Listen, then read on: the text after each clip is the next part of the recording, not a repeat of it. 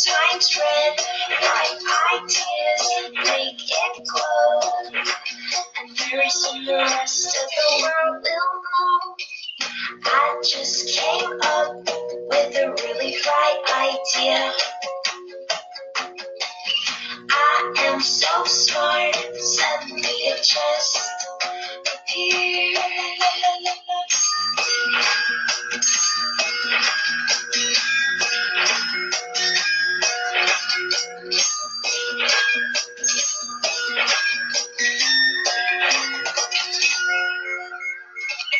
I just came up with another bright idea. I am so smart, suddenly it just appeared. There's a light above my head, sometimes white and sometimes red. Bright ideas make it glow. And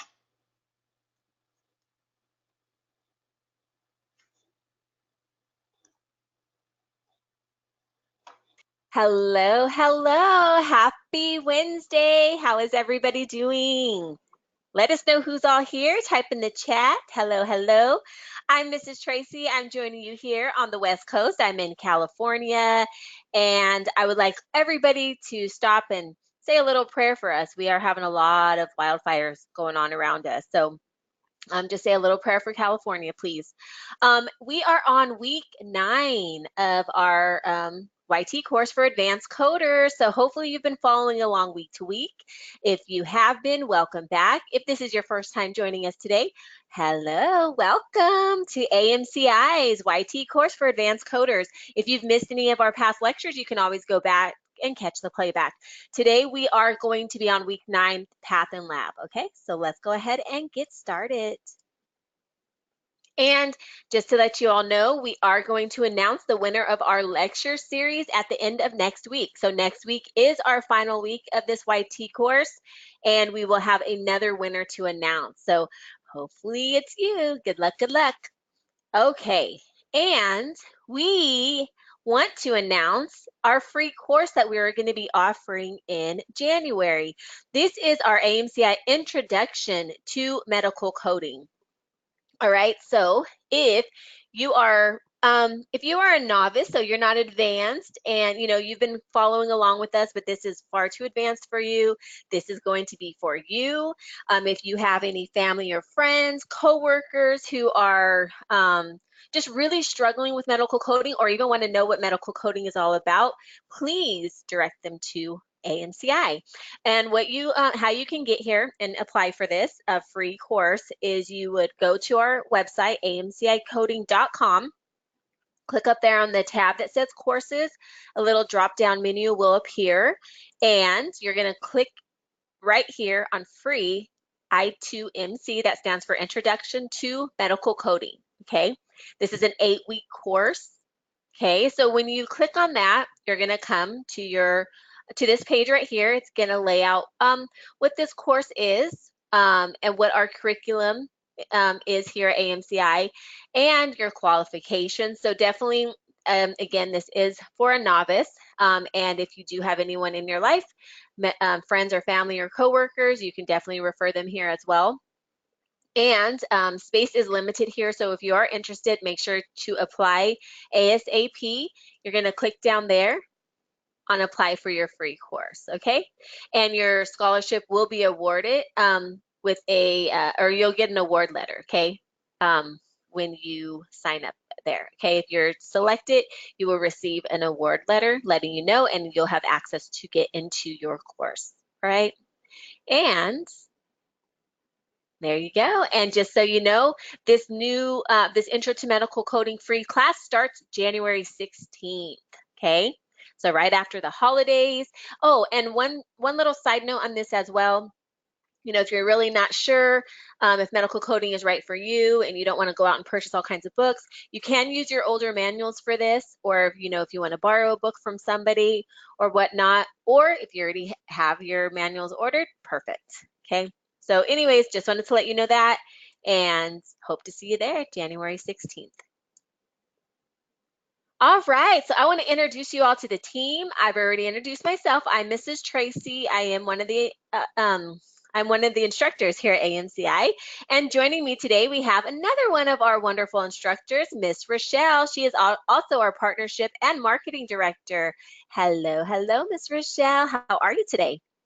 Hello, hello, Miss Tracy. Greetings from the beautiful Louisiana. I am doing good. I'm excited to be here. Happy Hump Day. How are you, Miss Tracy? I am doing great. Thank you for asking, Miss Rochelle. Wonderful. And coders, hello, hello. Welcome back to our YT Advanced course. And how are you doing? Are you all enjoying the Halloween season? Are you all ready? But first, I think today we are going to do Path and Lab. So that's a wonderful class. So we're looking forward to having this class with you. And hopefully you're going to enjoy the class. So thank you for the introduction, Miss Tracy. And I'm ready when you are. Thank you. All right, awesome. Well, I think we're ready to begin, but we cannot begin without introducing our amazing coding goddess, our beautiful curriculum director, Mrs. J. Hi, Mrs. J. How are you? I am well. Thank you so much for that introduction, Mrs. Tracy. And we are saying prayers to all of those in California that's being affected by the fires.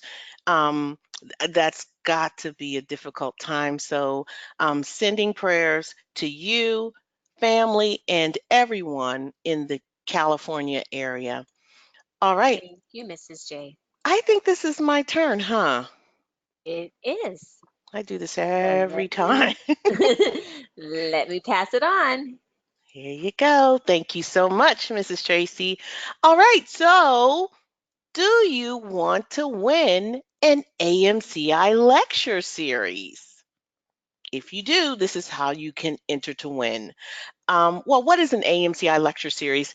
It is a subscription, well, not subscription, but you will have access to all of the AMCI private lectures from all of our lectures from ICD-10 CM all the way through to evaluation and management. It is a comprehensive study, and if you are studying elsewhere, this will definitely help. We break down that information very nicely for you. Again, this is more of an advanced class, so the lecture series and our private lectures are more for people studying and trying to learn the guidelines. So if you want to win an AMCI lecture series, make sure that you comment on this video below. Tell us what you've learned in today's presentation. And there's a sign up link in your, well, there will be one in the live chat if you are here live. If you are not here live, it's in the description. So we will announce that winner next week. This will be the last time for you to win. So definitely go ahead and get it in. If you have filled out it previously in previous weeks, you can do it again this week. All right. So hopefully someone out there will win. All right, it's time for our poll. Guess what the poll is? You guessed it. How confident are you with Path and Lab guidelines? If you are pretty confident, type it in the chat. If you are somewhat confident, type it in the chat. If you're moderate, type it in the chat, or something else, type it in the chat. We want to know. Yeah, I want to know. All right, so let's review these class rules. Rule number 1, this is an advanced class. We know that, right? The pace will be accelerated. If you're currently in a comprehensive course, this course is for you. If you are if you're a seasoned coder, this course is for you too. If you are new to the coding instruction world, this may not be for you. Go ahead and sign up for our Introduction to Medical Coding course. That is for you, and it's free. All right, so feel free to watch the playbacks at any time, and homework. That homework will be available for 24 hours after the lecture.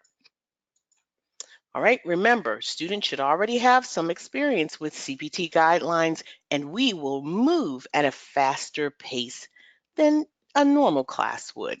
Goals for today, we're going to review guidelines for Path and Lab of your CPT manual. Number 2, provide scenarios to further clarify the more complex guidelines. Goal 3, provide CPT documentation tips. Goal 4, demonstrate the importance of forensic reading. And what is forensic reading? At AMCI, we call forensic reading very carefully and reading with a purpose. Yes. Again, Coders class will move at a faster pace than usual. Here is the course outline. Week 1, we discussed integumentary. Week 2, musculoskeletal system guidelines. 3, respiratory. 4, cardiovascular. 5, digestive. 6, urinary male female. 7, what is that? Sorry about that. 7, we discussed nervous, eye, and ear. Week 8, we discussed radiology, anesthesia. That was last week. And today, we will be discussing Path and Lab. And next week, we'll end it off with our discussion on medicine. We will not cover evaluation and management, ICD-10, CM, or PCS, and unfortunately, those topics are just too long and require too much time, so we just don't have the time to cover them.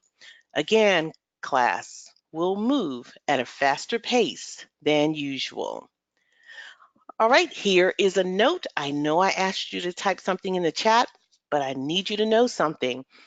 If you type your question in the chat box, keep in mind the instructor, that will be me, is not able to see your question. However, several AMCI instructors who are not speaking are standing by to answer your questions. You'll be able to identify them because they'll have a little AMCI icon or you'll see AMCI instructor, Mrs. J, as their name, or AMCI instructor, Ms. Rochelle, and Mrs. Tracy.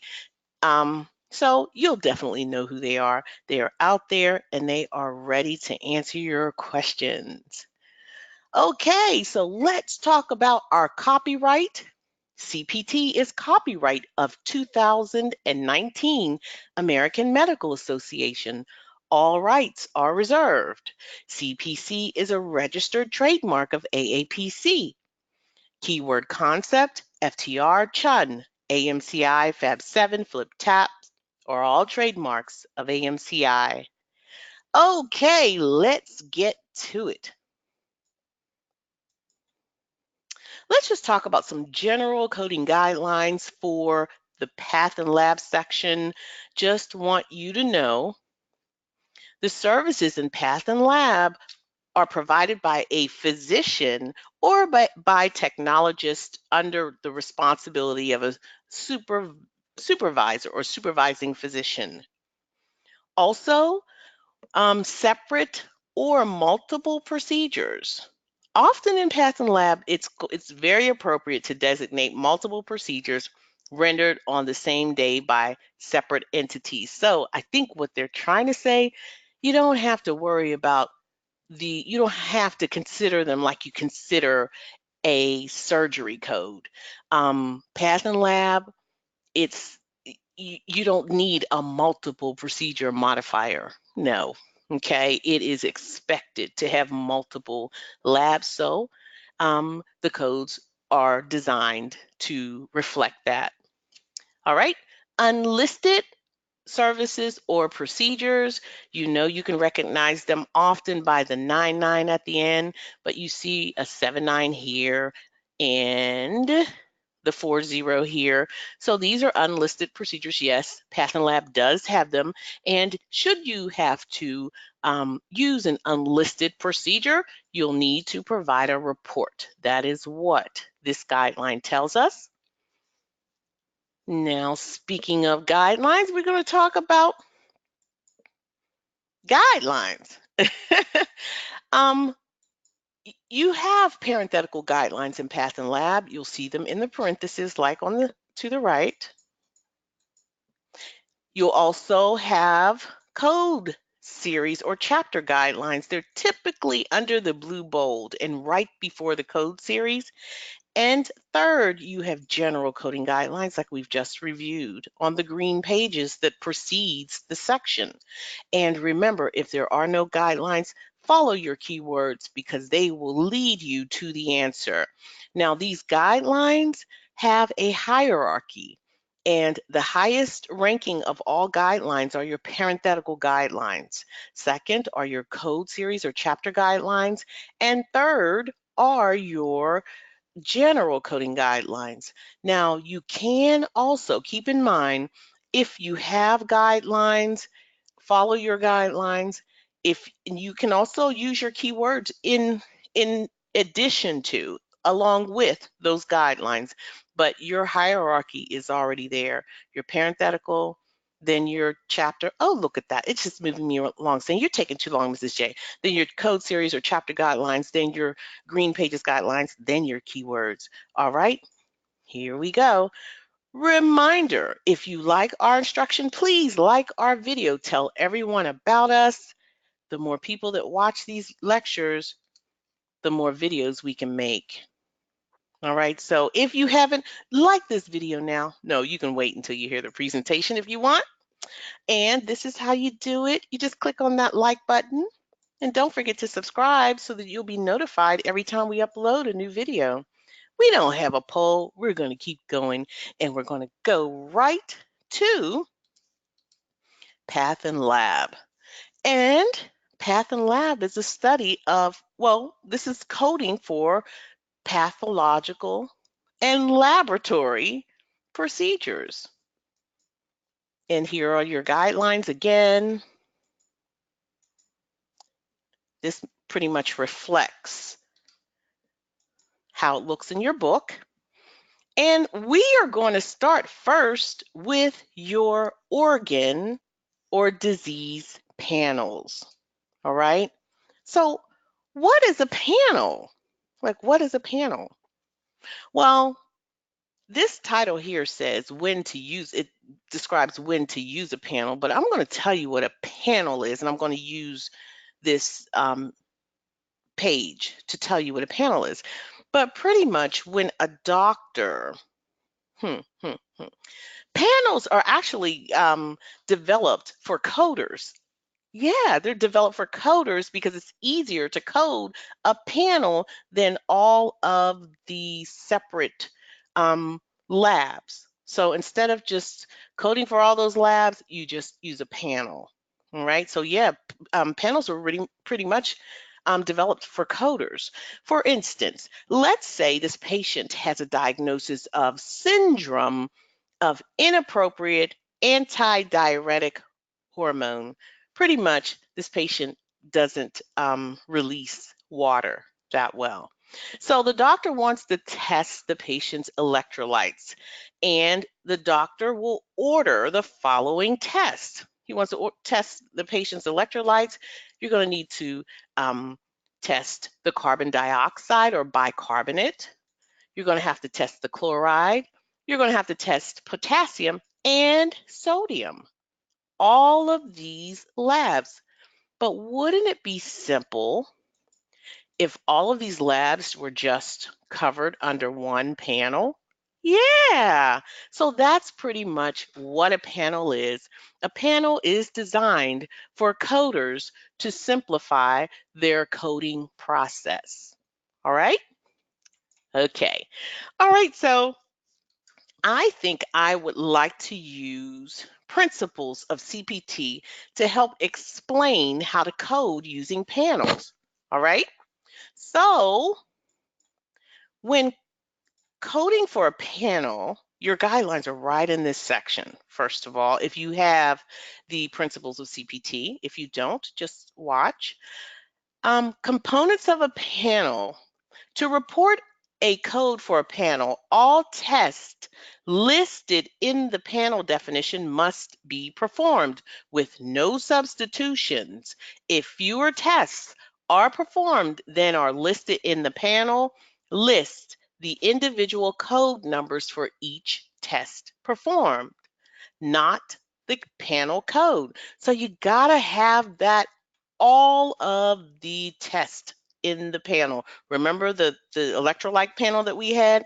If one of those tests are not there, we cannot use that panel. So here is our first guideline. All tests must be performed to use a panel.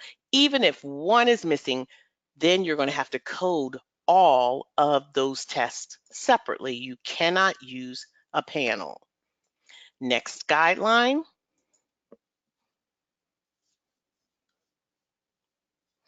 It's in the same section right here. Do not report 2 or more panel codes that include any of the constituent tests performed during the same patient collection. If a group of tests overlap 2 or more panels, the panel code that incorporates the larger number of tests to fulfill the code is reported. All right, so I think I got a little ahead of myself. All right, so here we go. If 2 or more panels are being coded, do not code the same test. Yeah, and here's the next one. I think I got a little ahead of myself. And the third one is if a group of tests overlap 2 or more panels, the panel code that incorporates the larger number of the tests to fulfill the code definition is reported. So don't forget that. If you have 2 panels with overlapping or same tests, code that larger panel. All right, and then code the remaining tests separately. Sorry about that, I went a little too fast. And if you want to see all of the guidelines, they're all here, right in this section. Now, for those of you who don't have principles of CPT and have the CPT manual, you can find all of these guidelines here. Okay. So I think I went a little too fast, but I think you got it, coders. I'll read the answers first. A, 80050, 80081. B, 80050, 80055. C, 80050, 87340, 86762, 86592, 86850, 86900, 86901. D, 80055, 84443. A 23-year-old, 38 weeks pregnant patient arrives to her obstetrician for her weekly prenatal visit. The patient complains that she's experiencing increased fatigue and is unable to stay awake. The doctor orders a general health and obstetric panel. What is or are the correct procedure codes for this encounter? Okay, coders, I believe you have 1 minute and a half.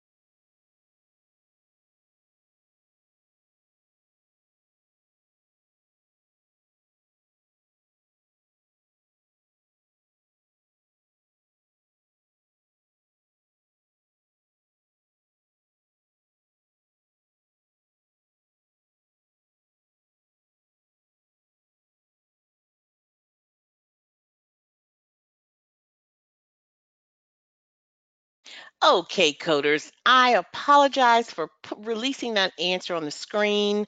I think we're having a few technical difficulties. I know I fixed this earlier, but sometimes whenever you have more than one person, you never know what you get. It's like a box of Cracker Jacks.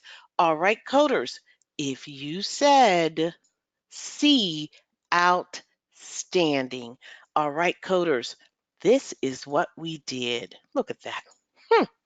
All right, so our keywords: 23-year-old, general health, and obstetric panel. All right, so here are our guidelines at the top.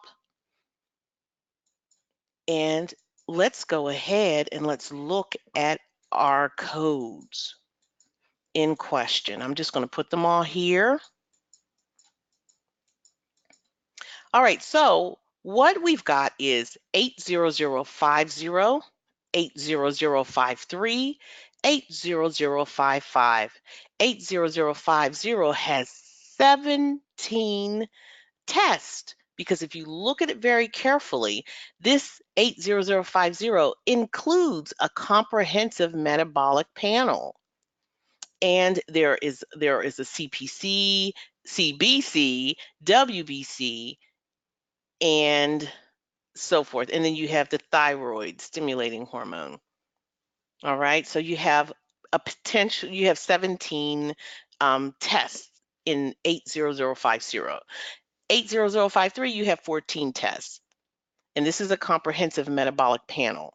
And 80055, you have 8 tests. Yeah, if you count them all, it's 8 tests. But in this section right here, they share, the obstetrical panel shares the same test as the general health panel.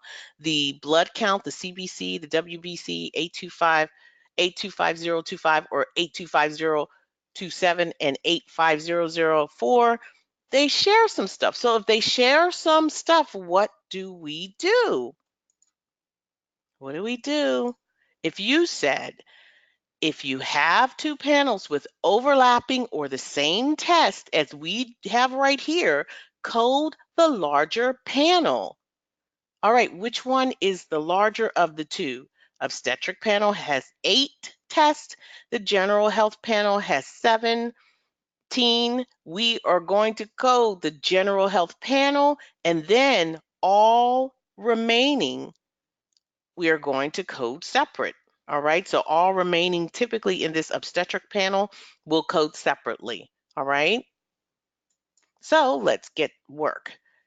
80055, we know we're not going to code first that obstetric panel because it's smaller than the general health. So let's go ahead and let's get rid of it. We're not even going to code that panel. And then that leaves us with A and C. And on site, you know that you're going to code C because you've got to code all the remaining separately. 80081, that's not going to cut it. Not at all. So we're going to have to code. We're going to code the general health panel 80050, which have 17 tests. We know that the blood count, the CBC with differential, and the WBC count these are shared. So what's not shared are the hepatitis B surface antigen 87340. That's not shared. The antibody rubella 86762, that's not shared. The syphilis test isn't. Antibody screening, RBC, each serum technique, that's not shared. Neither is blood typing ABO and blood typing Rh factor, not shared. So we have to code them all separate. And you know what? This 800H81, this is the obstetric panel, which includes HIV testing. We've already established that the obstetric panel, as well as the obstetric panel with HIV testing, both of them share. So we're going to code the largest, and therefore 80081 is wrong. C is our answer. All right, coders, how are you? I think we got another question. And coders, you know what I'd like to do? I like to put myself on, I like to just hide my screen for a moment. I want to make sure that my timer is working. Hang tight.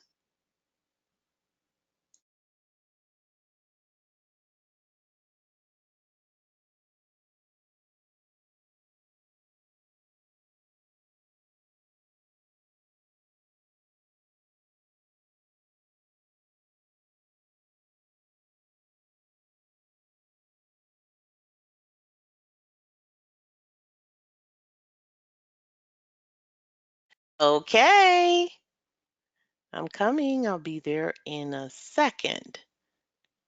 I don't know if this is working. I don't think the timers are working today. Oh, yes, it is. All right, coders. Here's my screen and the answer. A, 82330, 82374, 82435, 82565, 82947, 84132, 84295, 84520. B, 82310, 82374, 82435, 82565, 82947, 84132, 84295, 84520, and C, 80047, D, 80048. A 43-year-old established patient has an unexplained weight gain. The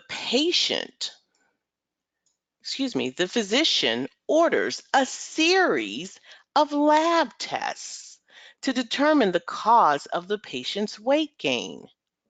The following tests were ordered: total calcium, carbon dioxide, chloride, creatinine, glucose, potassium, sodium, and urea nitrogen. I'm sorry. Can't see you're in the way. What is or are the correct procedure codes for this encounter? Okay, coders, I'm going to give you a minute and a half.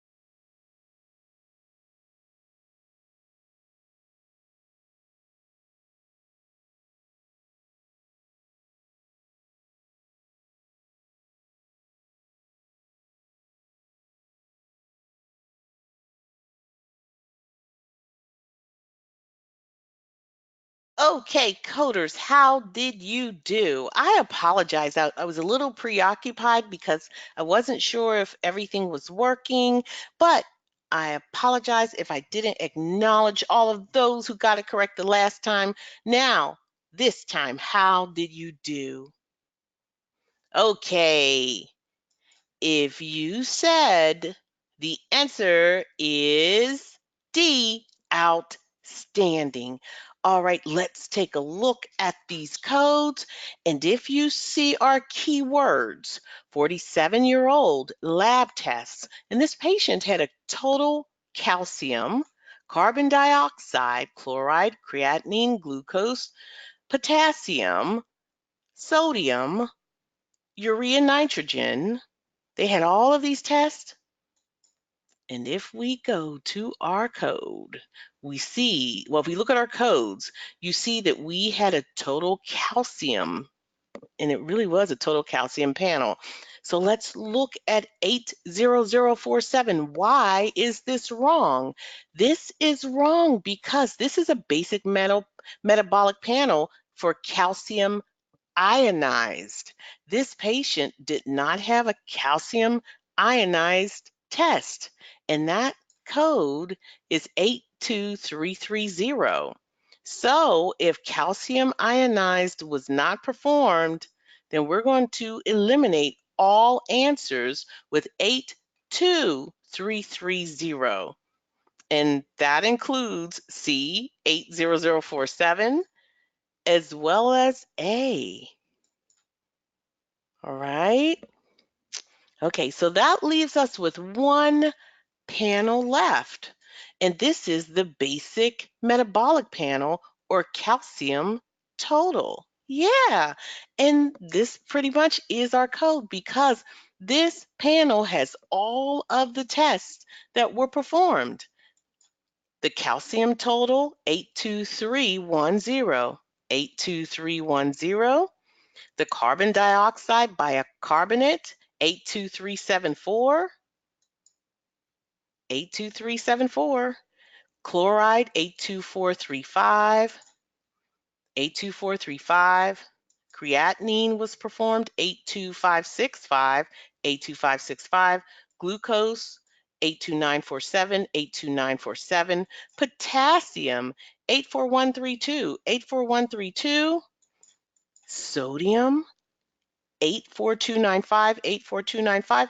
And urea, nitrogen, or bun, 84520. 84520. Okay, coders, we know the guideline states that if all of the tests performed comprise one panel, we have to use the panel. Yes. So we don't code them separate. So therefore, B is coding them separate, and B is incorrect, and D is our answer. All right, coders, if you got that correct, outstanding. But if you learned something, that is priceless. All right, we have another scenario. You ready?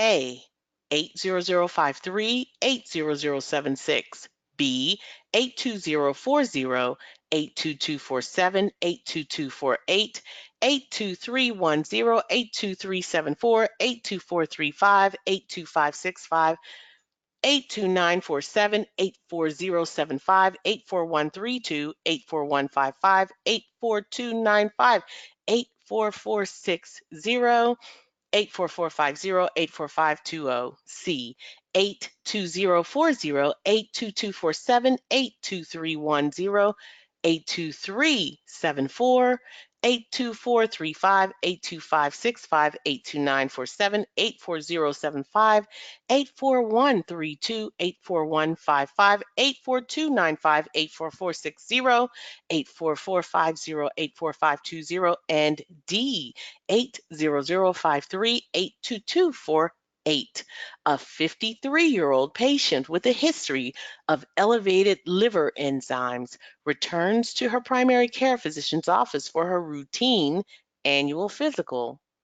The physician orders a comprehensive metabolic panel and a hepatic function panel. What is or are the correct procedure codes for this encounter? All right, coders, you have a minute and a half to solve, starting now.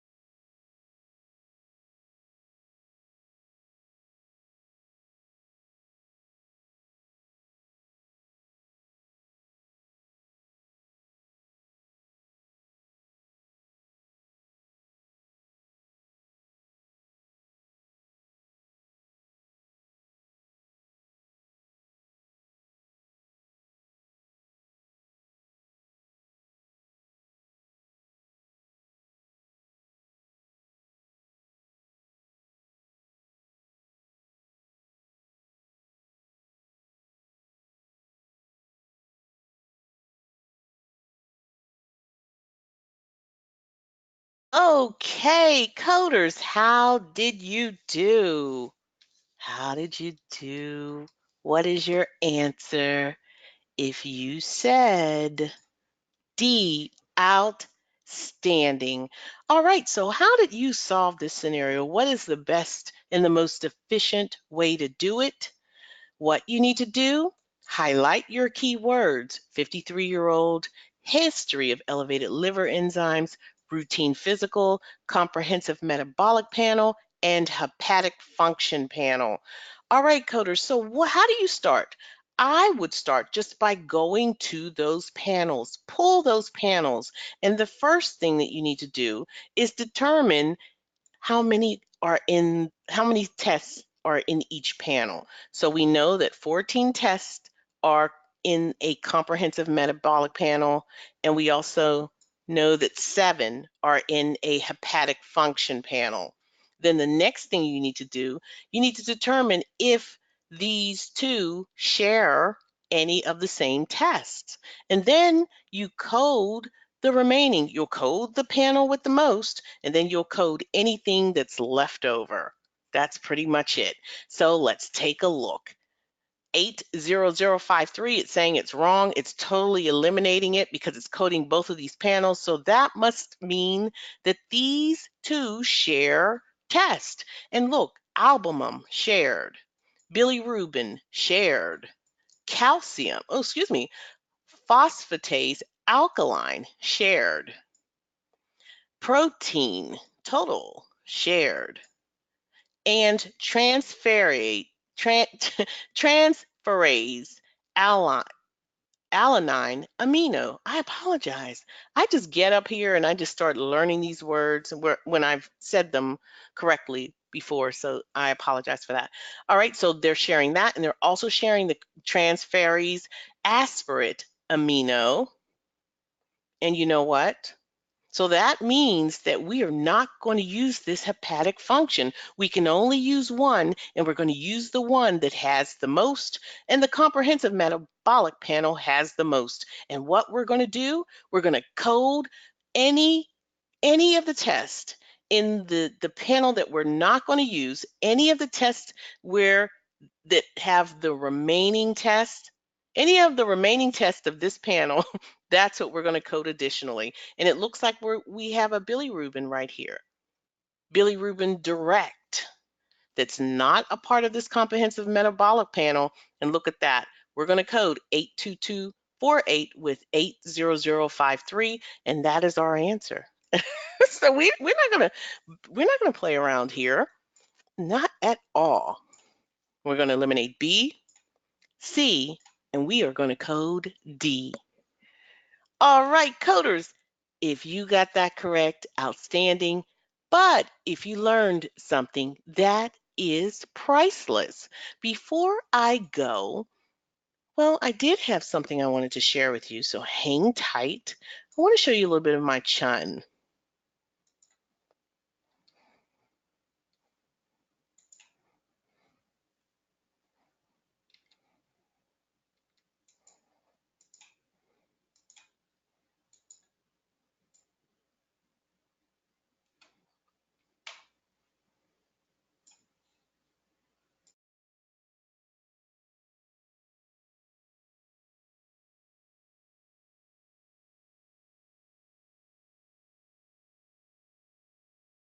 All right, coders, what I recommend that you do, this is a time-saving technique.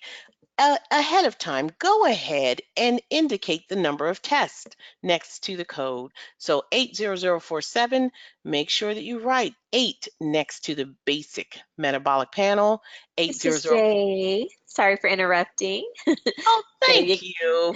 there you I go. know when I hear that voice, that means I forgot to show my screen. Thank you so much, Mrs. Tracy. All right, so 80047, make sure that you write next to that code 8, because there are 8 tests within that panel. 80048, write an 8, because there are 8 tests within that panel. 80057, there are 17 tests there. 80051 have 4 tests, 80053 have 14, 80055 have 8 tests, 80081 have 9 tests. 80061 have 3. And your renal function panel, 80069, have 10 tests. Your acute hepatitis panel, 80074, have 4 tests. And finally, your hepatic function panel have 7 tests. As you can see, coders, I think this will give you an advantage if you're taking your exam and you want to save time, and you don't have to worry about counting them because you have the number next to the panel. And another thing, don't forget that the codes, let me put my little pointer.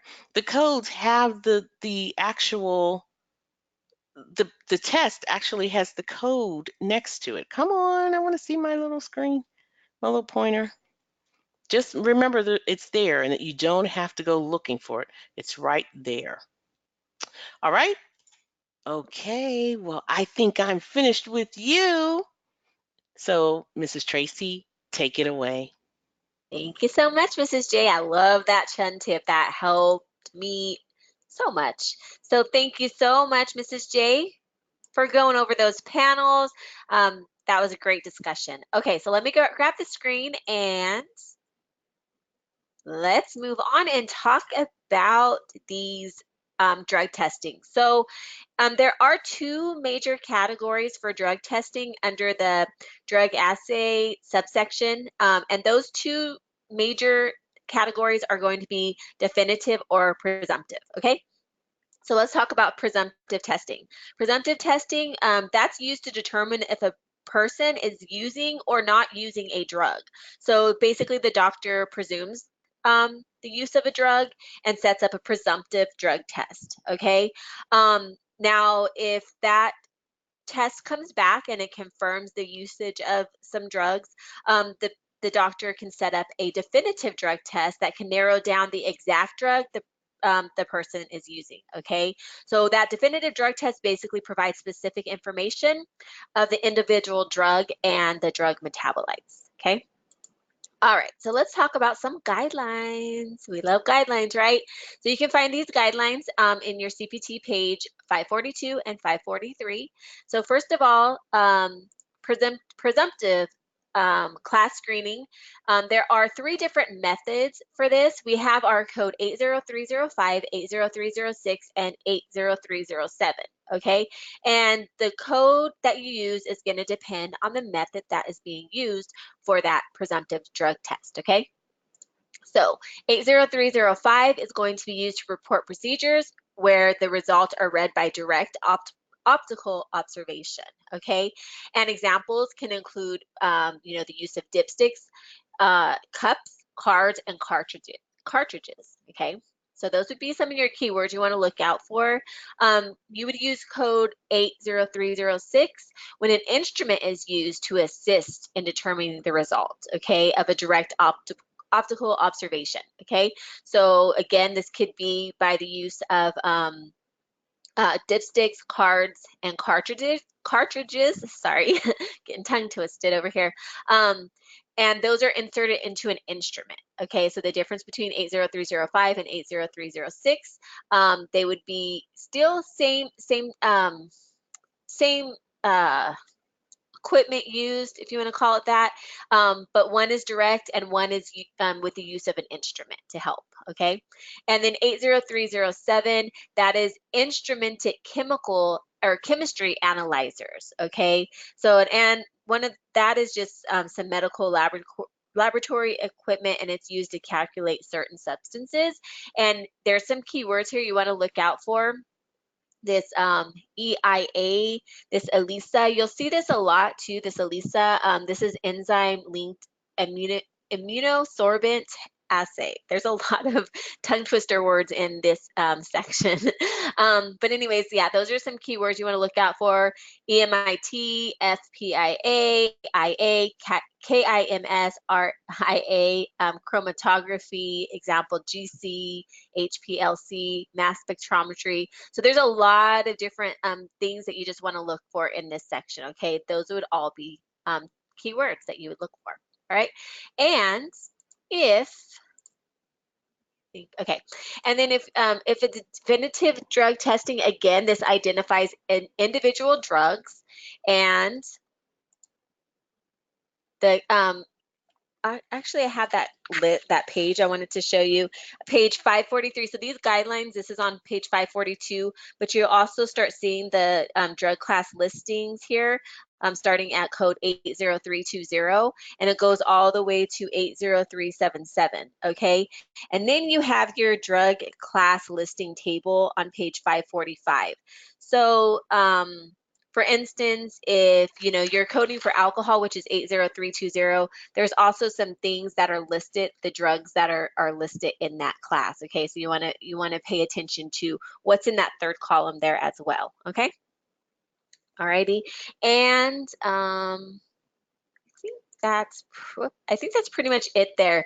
Again, let's just go over the guidelines again. So first of all, you want to know if you're coding for presumptive or definitive, so you know that you're in the right section.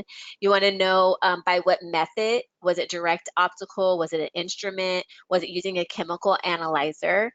Again, the definitive screening, the doctor knows that drugs are in the body and he wants to know the specific drug. Okay, that's going to be your definitive test. All right, the definitive class listings there on page 545, and that's pretty much it. And then some other things you might want to note on this as well is whether it's the difference between qualitative and quantitative. So qualitative is basically the presence or absence of a drug, and the quantitative is how much is present, okay? All right, so let's go ahead, and I have a scenario for you. Here's our answers: A, 80305, B, 80306, C, 80307, or D, 80365. A 33-year-old female arrives to the ED for injury sustained resulting from a motorcycle accident. The ED physician suspects the patient is under the influence of a controlled substance. The physician orders a blood screening to affirm or disprove his suspicion. The laboratory performed an enzyme-linked immunosorbent assay and reported the presence of drugs in the patient's system. What is the procedure code for this encounter? All right, coders, you have 1.5 minutes and your time begins now. Good luck.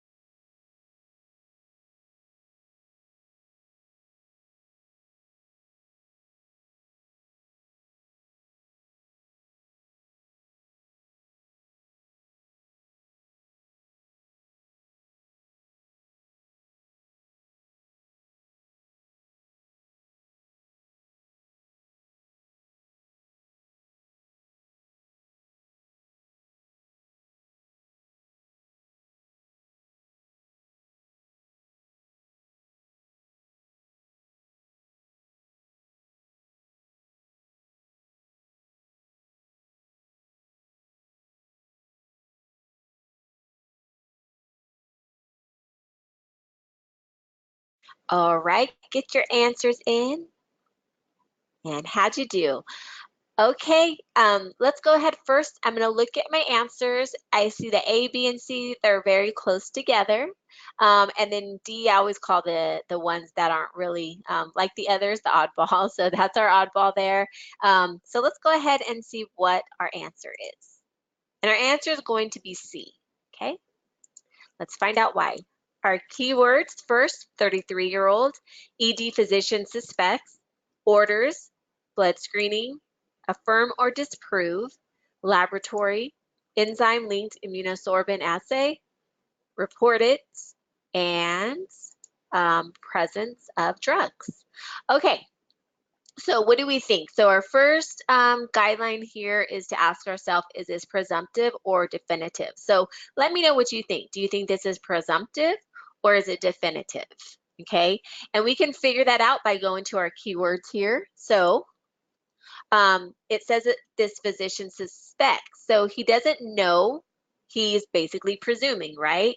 He's suspecting and he wants to do a blood screening in order to affirm or disprove his suspicion, okay? So this is going to be presumptive, okay? The doctor's presuming the patient is under the influence of something, not sure exactly. So he wants to do a presumptive test, okay? So if we look at our oddball there. I always like to look at those first. 80365, that's my strategy. But anyways, this is for oxycodone. And this is, if you, when I was talking about the guideline, if you remembered, I said starting there on page 543 at code 80320, that would be our list of our definitive drugs. And this oxycodone falls within that code range there. And we are not coding a definitive. We are just, this is presumptive, and it says nowhere in our scenario about oxycodone. So we can get rid of D, okay? And then let's go. Now remember, these three that I talked about in the guidelines depend on the way in which the results were read, okay? So 80305, that is our presumptive. Any number of drug classes, all of these are presumptive, okay? And they all share the same parents, all right? So it just depends on how it was read. So this one is for direct optical observation, okay? So visual observation of it, no, that didn't happen because this says that the laboratory performed an enzyme-linked immunosorbent assay, okay? So this is not by direct optical observation, okay? All right, it's not with the naked eye, so we're gonna go ahead and get rid of A. 80306 is read by instrument. That's it's still direct optical observation, but it's by instrument as well, and that's not our answer because we had the enzyme-linked immunosorbent assay there, which is the ELISA test, and that is going to be an instrument chemical analyzer, okay, that was used to read the results of this test, okay? So that's where we want to be. 80307 is going to be the correct answer, okay? All right. How'd you do? Did you guys get it? Let me know here in the chat. And I have another one for you. I hope you're ready. And here's our answers. We have A, 80306, 80349, 80356, 80358, B, 80307, 80349, modifier 91, 80356, modifier 91, 80338, modifier 91, C, 80307, 80349, 80356, 80358, or D, 80306, modifier 91, 80349, modifier 91, 80356, modifier 91, 80358, modifier 91. A 33-year-old female who sustained injuries from a motorcycle accident arrives to the ED. The ED physician suspects the patient is under the influence of controlled substances and orders the hospital laboratory to screen for drug use. The laboratory performs an ELISA screening, which affirmed the use of controlled substances. The ED physician orders the laboratory to conduct definitive drug testing to determine the type of drug or drugs used by the patient. The hospital's lab results reveal the use of marijuana, heroin, and methadone. What are the procedure codes for this encounter? All right, you have 1.5 minutes and your time begins now. Good luck.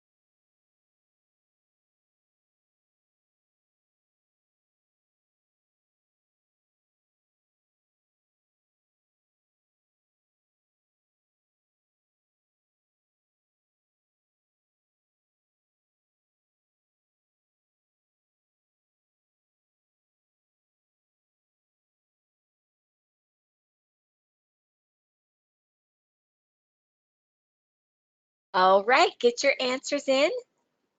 And let's go ahead and look at these. So if I look at A and D has the same first listed code, B and C have the same first listed code, and then we have some modifier 91 appended there in B and D, okay? So let's go ahead and see what our answer is. And our answer is going to be C, okay? So first of all, let's go to the keywords. We have 33-year-old physician suspects influence of controlled substances, orders screen for drug use, laboratory does ELISA screening, affirmed, orders definitive drug testing, determine the type of drug, and there's marijuana, heroin, and methadone. Okay, so, so basically now what's happening is that, again, the doctor is suspecting that there's controlled substances in this patient's system and does a presumptive, okay? He's not sure yet. They do that test and it affirms the use of controlled substances. So now that's followed by a more definitive test, okay? And then marijuana, heroin, and methadone are found in the system. So that's what's going on here. Now let's look at the difference between 80306 and 80307. We just saw on the last slide. Those are presumptive codes, and it's basically by what was used to determine those results, okay, or the presence of that drug. So 80307 is for the results are read by instrument assisted with direct optical observation. And then remember 80307 is by, whoops, sorry, I got ahead of myself. My clicks are off. But 80307 is for instrument chemical analyzers. And again, ELISA, that's one of our main keywords here. So if we look at that, that's what was done. So I know that I'm going to be here at 80307 because it was an ELISA screening. So we're going to be getting rid of A and D, and B and C are going to be, sorry, 80307 and B and C, that's going to be our first listed code, okay? So now, because there was a definitive test that was performed after the presumptive test, we got a code for those definitive drugs, okay? So if we look over here, okay, we're looking for marijuana, which is at 80349, okay? That's in both answer B and C. If we look for heroin, the code for that is going to be 80356, okay? Again, both answers there. And methadone is going to be 80358, okay? And again, that's in both, okay? Now the difference is this modifier 91 that's appended in answer B. So let's take a look at what this is. And modifier 91 is for repeat clinical diagnostic laboratory test. So there's only certain instances where we would code modifier 91. And in this case, we are not going to append modifier 91. Modifier 91 is used to obtain subsequent or multiple test results, okay? So an example of this would be, say, if a patient came in and had a low blood sugar, their sugar counts are really, really low, and the doctor might be giving them a glucose supplement to raise, to stabilize their sugars, and then he wants to repeat that that test just until the sugar stabilizes. That's in that case, yes, you can use modifier 91, okay? In this case, there's no repeat test here. The doctor's just performing presumptive test, and then he's following it by a definitive test. So in this case, we do not use modifier 91, okay? So we can go ahead and get rid of that. And C is going to be the correct answer, okay? Alrighty. Okay, so I am going to move right along. I am going to talk to you a little bit about our consultations in the pathology section, okay? And so we have clinical pathology codes and we have surgical pathology codes. And you'll find the guidelines for clinical pathology are on page 550 and the surgical pathology are little ways away on 615. Okay, but I wanted to put them both here for you. So there's a minimum requirement here in order for us to code for surgical pathology, you have to have the 3 R's, okay? And the 3 R's are going to be reports. Okay, so it includes a written report that has to be rendered, that's your second R, by a pathologist in response to a request from a physician. Okay, so there needs to be a report rendered by a pathologist and a request. Okay, there a request from the physician. Okay, in order to code this clinical pathology. All right, and so just remember the 3 R's there. And then for surgical pathology, okay. Oh, you know what? And I forgot to mention what this pathology consultation is. Those are performed when a tissue sample is taken from a patient and then it's basically just sent to a lab or pathologist to analyze the specimen. And then the results are interpreted and then that pathologist will provide a second opinion on the findings. Okay, so that's basically what consultation is. All right, and pathology consultation. And then a surgical pathology is basically like it says, it's a surgery, pathology during a surgery. Okay, so we would use these surgical pathology codes. It's the code range is 88300 through 88309. Okay, and you can find those on, sorry, I had the page and I lost it. It starts on page 615, okay? Those surgical pathology with these guidelines. Oh, it's right there, sorry, in front of me. Okay, so, and just so you know, they do not include the services designated. So we have these codes 88311, 88365, and 88399, and those are located starting on page 618. If those specific things are done, you can report those in addition to your surgical pathology codes. Okay, so just kind of watch out for that. And a specimen is defined as tissue or tissues that is or are submitted for individual and separate attention, requiring individual examination and pathologic diagnosis. 2 or more specimens from the same patient, for example, separate identified endoscopic biopsies or skin lesions, are each appropriately assigned an individual code reflective of its proper level of service. So if they're in separate containers, you would code them separately, okay? And then just be mindful of how this progresses down here. So we have 88300, that is used, we would use that code when only gross examination is performed, meaning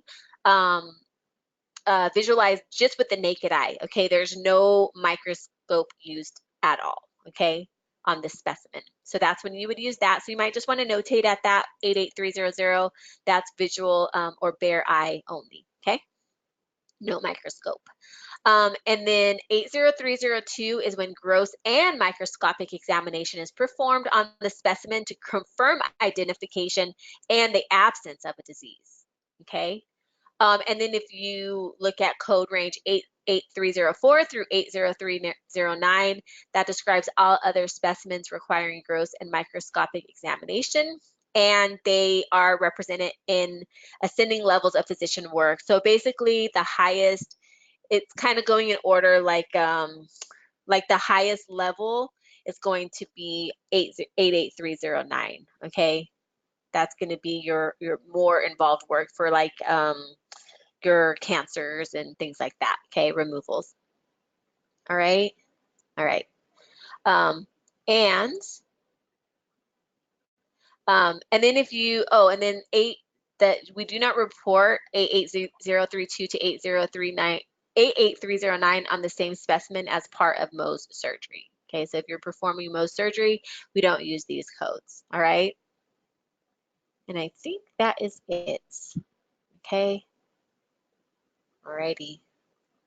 And are you ready for a scenario? We have A, 32200, 31622, modifier 51, 80500, modifier 59, B, 31622, 32200, modifier 59, C, 32200, 88329, modifier 59, or D, 88329. A 44-year-old patient arrives to the OR for diagnostic bronchoscopy under general anesthesia. The patient was prepped and draped in sterile fashion and placed in supine position.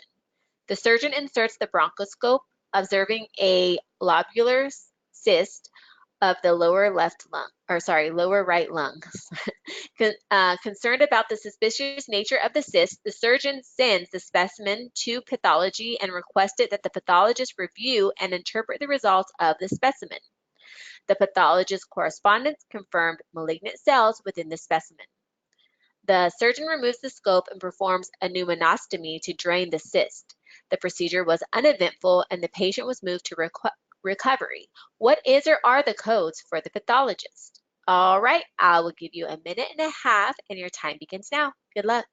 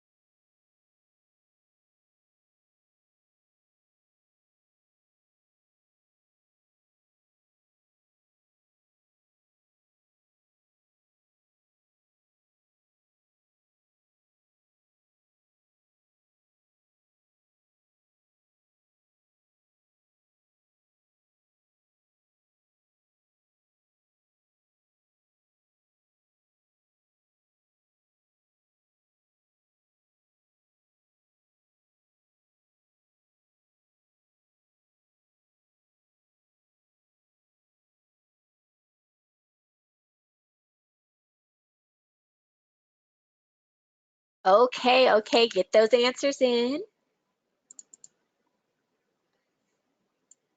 Okay, so how'd everybody do on this one? I have a feeling that you guys rock this one. Hopefully you did by following the keywords and you were able to get to the correct answer pretty quickly on this one, just by following your keywords. Okay, so let's see what's going on. Well, first let's reveal the answer. And our answer is D. So did you get that correct? All right, so let's go ahead and look at the keywords. We have a 44-year-old, diagnostic bronchoscopy, general anesthesia, supine, surgeon, bronchoscope, lobular cyst, lower right lung, surgeon, specimen, pathology, requested, pathologist, review and interpret the results, confirmed malignant cells, surgeon removes scope, pneumonostomy, drain the cyst. And what are who are we coding for? It's really important to know who we're coding for here, and we are coding for the pathologist, okay? So basically this physician is performing bronchoscopy. He inserts that bronchoscope and he sends a specimen to pathology during this surgery to request the pathologist look at this specimen and give him the findings, okay? So that's going to be a consultation during surgery, right? The pathologist gives his take on it. He says he's confirming malignant cells. So the surgeon removes the scope and does a pneumonostomy to drain the cyst. Okay, so let's look at this. So 32200, I see that in answer A, B, and C.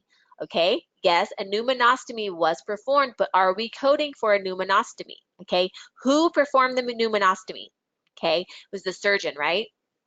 The surgeon performed the pneumonostomy, the pathologist didn't, and we are coding for the pathologist, okay? So therefore, it looks like we're not going to be coding that 32200, okay? In answer A, B, and C. And then just going on, I see we have that 31622. That's for the bronchoscopy. Who performed the bronchoscopy? Again, that's going to be the surgeon. Okay, so we're not coding for the surgeon here. We're coding for the pathologist. So that's also going to be incorrect. And then 80500 is is a pathology code, but that's a clinical pathology consultation. And here we are doing an intraoperative consultation because that specimen is being sent during the surgery, okay? So we would code that 80329, pathology consultation during surgery, okay? So we can go ahead and get rid of like that, A, B, and C, okay? And that makes D the correct answer.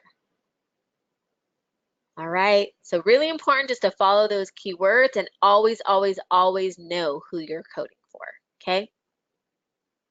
All right, that's my final tip. And with that being said, I think I'm gonna hand it on over to Miss Rochelle. She has a coding challenge for you.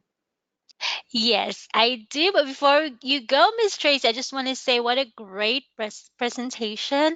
I love the way you did that definitive and presumptive testing because I must admit, okay, that's not one of my, always have a challenge with those determining those testing. So thank you so much, Miss Tracy. What a great You're welcome, Miss presentation. Rochelle.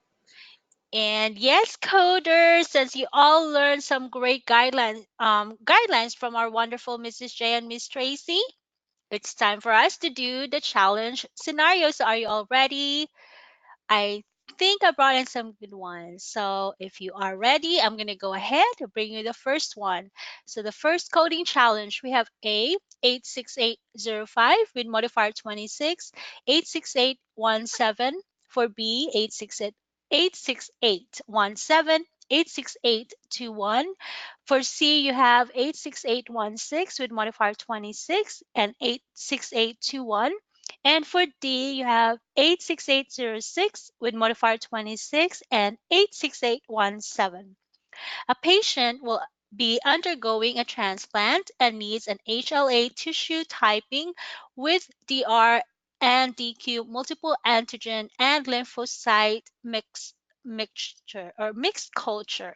How will these services be coded? All right, coders, I'll put myself on mute and then we'll start your time for a minute and a half. If you're ready, put your answers in the chat.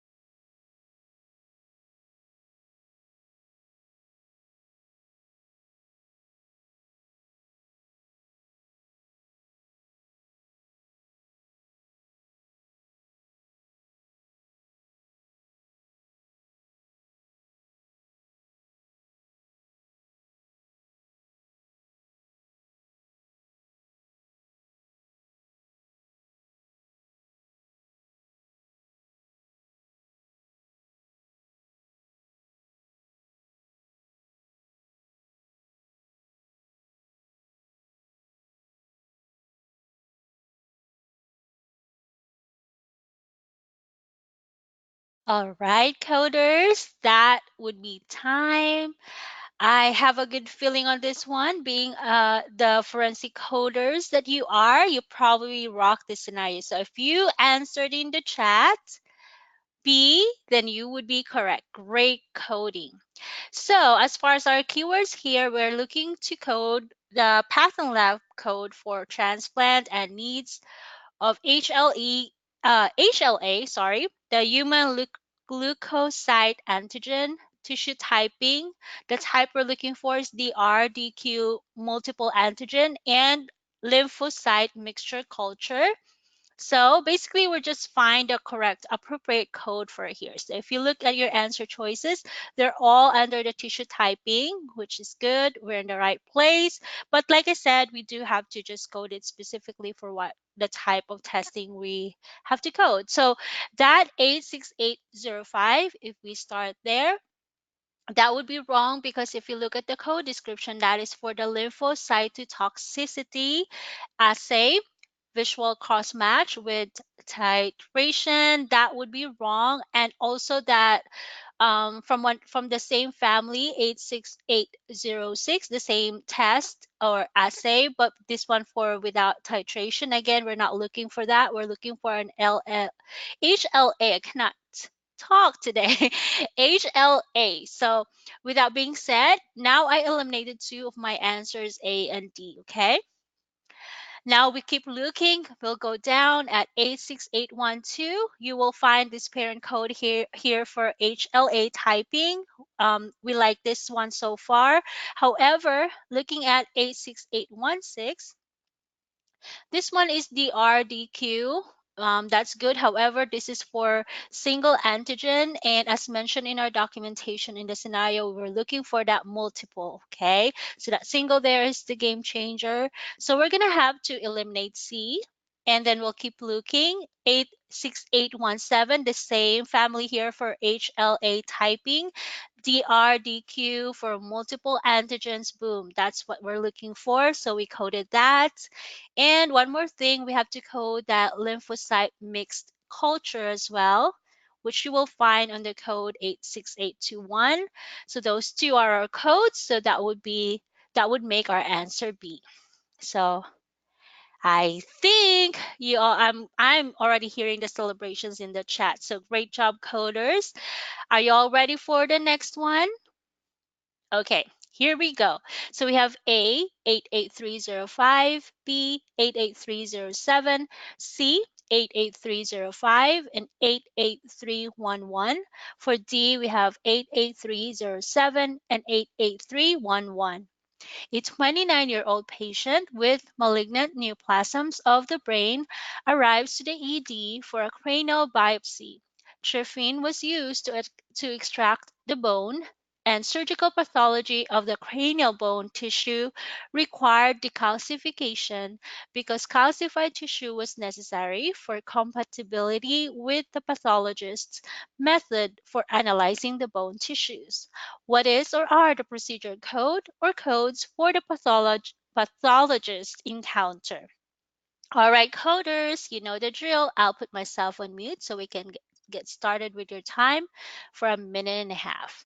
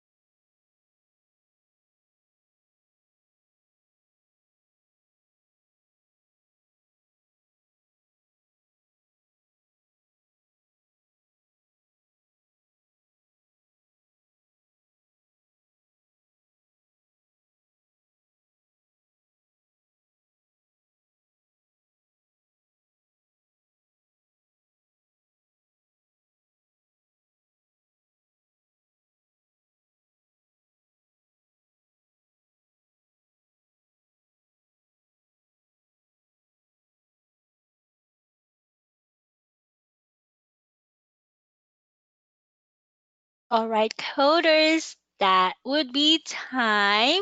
How did you do on this one? All right. If you haven't answered yet, go right ahead. I'll give you a few moments and let's talk about it, okay? So if you allow me, I'll reveal the answer here is going to be D. Great job for those of you who got it correct. If you missed it, let's go over these keywords here, okay? So we have 29-year-olds, malignant neoplasms, brain, and then we have biopsy, cranial biopsy. And I stand corrected, that would be trifine. How to pronounce that one, trifine. So sorry about mispronouncing that earlier. We have extract the bone, surgical pathology. We're coding for the cranial bone tissue and the decalcification. So if you look here, we are actually coding for the surgical pathology gross and microscopic examination. You will find that in your answer choices down. So we're looking at we're looking to code for that brain biopsy, okay? So just to mention, like Miss Tracy mentioned earlier, that these panels actually are coded on ascending. So the lower the level would be the simpler ones, and then it gets more complex as the level goes up. So if you look at 88305 for your answer A and C, that is the level 4 surgical pathology, gross and microscopic examination. These are all listed alphabetically, it makes it easier to find. So if we look for the brain biopsy here, we will find brain, but this is for brain meninges other than for tumor and resection. This is not exactly what we're looking for. We're specifically looking for a brain biopsy. So if we keep looking at so I'm going to go ahead and eliminate that, because if you look at, or if you keep looking at level 5, 88307, you look down, you would actually find a perfect list there for brain biopsy. So we would have to code this as level 4, 88307. So now we eliminated A and C. Okay, next. So now we know that this brain biopsy is coded under level 4. There's still one thing we need to code, and that would be for the decalcification of the cranial bone tissue. So we're going to code that as the add-on code 88311, decalcification procedure, which you would be listing in addition to the code for the surgical pathology examination. Okay, so that would eliminate B because it's missing the decalcification code, and that would lead us to our answer D. All right, easy enough. Okay, all good then. So if you have any questions, go ahead, type them in the chat. We have our wonderful instructors are standing by to answer your questions. And I have a few more scenarios here if you're ready. Let's work on this next one here. So we have A, 88305 times 3, 88307, 88305 times 2, and 88302. For C, 88307, 88302 with modifier 59, and 88307 and 88302. A hysterectomy is performed for non-cancerous uterine fibroids. Incidental to the hysterectomy, the patient's appendix was also removed. The surgeon separates the specimens into 4 containers. The uterus, the first tissue removed, was placed in a specimen container labeled uterus. The right ovary and tube were placed into the second specimen container labeled right ovary and tube.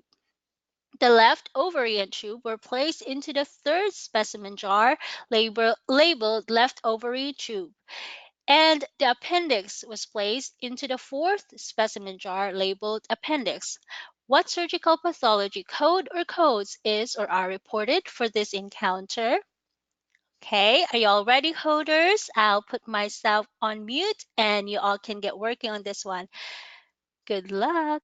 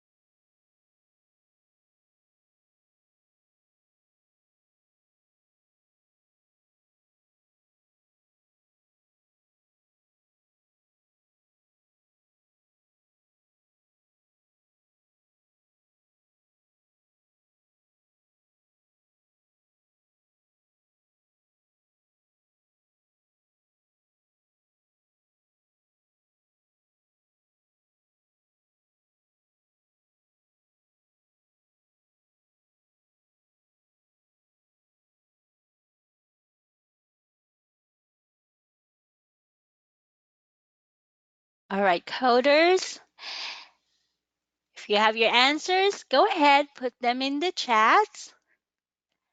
How do you feel about this one? Was this easy? Or do you find it a little bit more challenging? I think you got this correct. So if you said the answer is B, then you would be correct. Yay, great job. Okay, so let's go over here what we need to code. So we have hysterectomy, non-cancerous uterine fibroids. We have incidental to the hysterectomy. The patient's appendix was also removed. We have surgeon specimens into 4 containers. So that's a big keyword there. We have 4 containers. Uterus, first tissue removed, the right ovarian tube in the second specimen or the specimen container. We have another left ovarian tube in the third specimen, and we have the appendix into the fourth. Okay, and we're coding for the surgical pathology. And as we can see here, those are the codes provided for you in your multiple choice. So let's go ahead, go back to the surgical pathology panels. But first, what I like to do when I'm coding for um, things like this, wherein I have a little bit of an inventory, it helps me to just list them all down. So I would know that I cover everything. So I know that I need to code there are 4 containers that I need to code, and each of them has specimens in it. One was the uterus. The second container actually contained the right ovary and the tube. And since it's all in one specimen, so I need one code for that. I also need another code for the left ovarian tube in one container, so I will need another code for that. And then I have the appendix, and notice the appendix was actually incidental as mentioned in your documentation there. So those are the things that I need to code. So now I can look up this panel here. I'm going to start with 88305 because basically we have 88305, oh 07, and oh 02. So let's start there. So we can see, as I mentioned earlier too, that it is listed alphabetically. So if we go down, let's see if we can find, yeah, there you go. We will find our ovary with or without tube, non-neoplastic. We like this, that with or without, even though we're coding for with tube there, that warrants us to be able to code it from here for ovary with tubes. So we like this. But um how many of these codes do we need? So you remember we have 2 containers for this, one for the right ovarian tube and one for the left ovarian tube. Okay, so that would mean, I think y'all are telling me there in the chat, yes, you would need a multiplier to indicate how many. So we'll need 2 for this one for the right ovarian tube and one for the left ovarian tube. 2 containers, okay? All right, next up in our mission, and actually, if you look in your answer choices right now, that would eliminate A because there's no way we're coding 3 multipliers there. We don't need that, okay? There's nothing else under this level, okay? So we keep looking. Actually, 88305 will also house one of our specimens there. You will find your uterus with or without tubes and ovaries other than your plastic or prolapse. So that would actually code for one of our specimen, the uterus. So we like this 88307. We're keeping that as well. And finally, let's look for the appendix. So it's in the lower level, level 2, 88302. We will find appendix incidental perfect, exactly what we're looking for.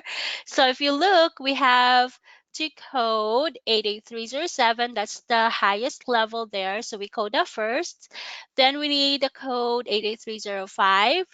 2 of them for these 2 containers of the right and left ovarian tube. And then one last one for the appendix 88302.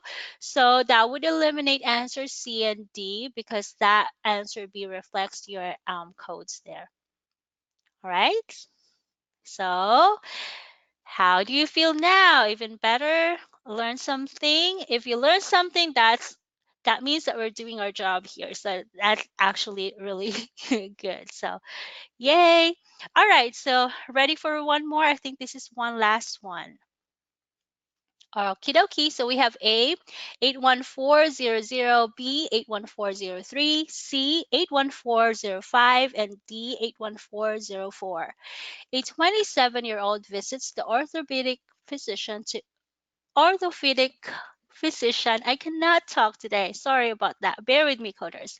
Orthopedic physician with complaints of muscle cramps, poor posture, and muscle stiffness. After providing a full evaluation, the doctor determines the patient's familiar history or family history of amyotrophic lateral sclerosis, that's ALS, Lou Gehrig's disease, qualifies the patient as a potential carrier of the ALS gene. The physician orders the genetic testing for the gene superoxide dismutase 1 soluble or SOD1 soluble to rule out ALS. What is the procedure code for this encounter? All right, you ready, coders? Your time begins now.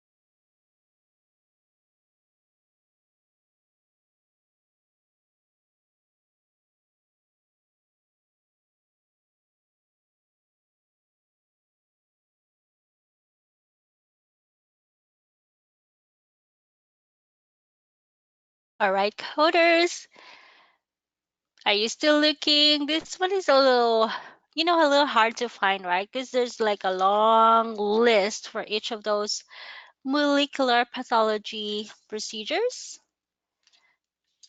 So get your answers in though. All right, are we all ready to reveal the answer? Okay, so let's do it. The answer here is going to be D, all right? So we are coding for, okay, let's go over our keywords first. We have 27-year-old orthopedic physician, muscle cramps, poor posture, muscle stiffness. We have familiar history of the ALS, Lou Gehrig's disease, potential carrier of the ALS gene. The physician ordered a genetic testing for the gene superoxide dismutase 1 soluble or the SOD1 soluble, probably the most important keyword here, to rule out the ALS. So we're coding for that molecular pathology procedure.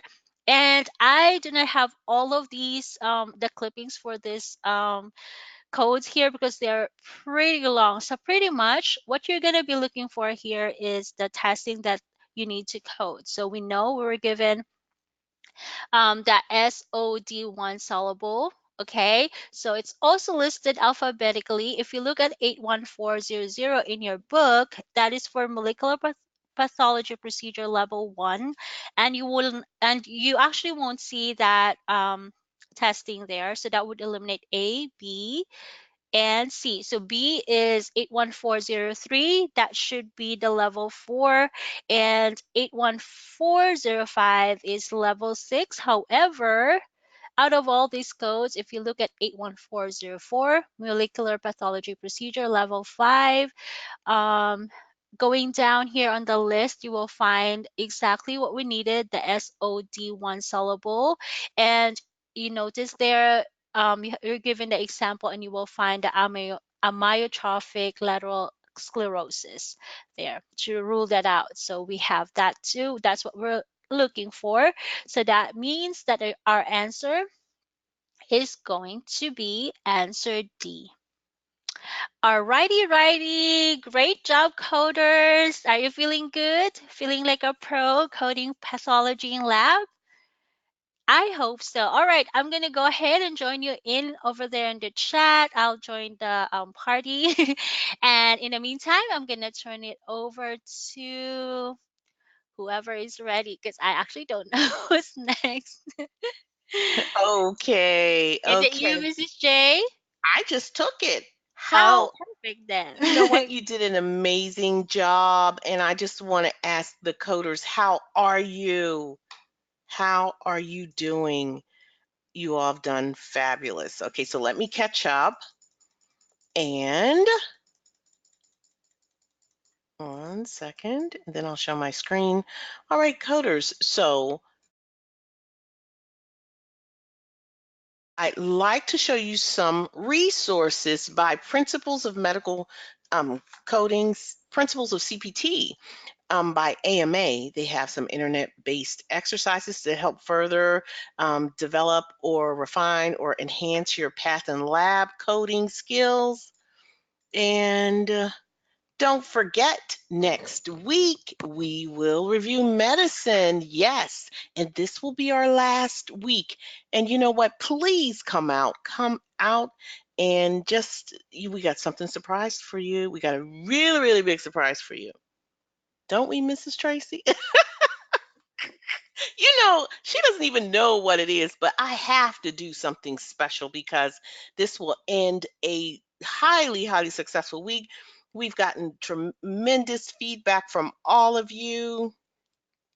You were telling us how much you've enjoyed this course, and some of you were giving us your ideas or your comments about what to do next time. I'm getting a little ahead of myself, but let me tell you, if you want to win an AMCI lecture series, make sure that you comment below. Tell us what you learned today. And then there is a link in the description. Click on that link and fill out that form, and you will be entered into the drawing. Also, just because you're here, the link is in your chat. All right, so we're going to announce that winner next week. Hopefully, it's you. And what course would you like us to offer? A lot of you have been giving us some feedback. I'm not going to tell you what they're saying. I don't want to taint your decision. So, if you are interested in us providing a comprehensive instruction on ICD-10-CM, ICD-10 PCS, HCPCS Level 2, or modifiers, go ahead, type that in the chat, let us know. And don't forget coders. For those of you that have friends or family members, co-workers who are interested in learning how to code, I would highly suggest that you have them enroll in our Introduction to Medical Coding course. It is free, 100% free. And I tell you, we are providing you with a phenomenal instruction. Phenomenal. There is no question about it. They will get the real deal. They could make a decision whether or not if they want to move forward. If they do, they can come to our classes. If they don't, they can go to other classes, but it's free. So tell one, tell all. Okay, so I think that's it. That's it. Team, are you with me? Are you here? I'm Okay. here. Awesome. If you have questions, contact customer service, and you can access customer service from our website, www.amcicoding.com, and we respond very quickly. All right, so Miss Tracy, do we have to say some thank yous to our instructors who are doing it in the chat? They are just amazing, answering every question, every answer, encouraging. We love you, and we want you to know it. Yes, yes, yes. Thank you so much, Miss Sarah, for always coming in and joining us. Miss Anna, thank you for stopping by. Miss VB, or otherwise known as Miss Valentina.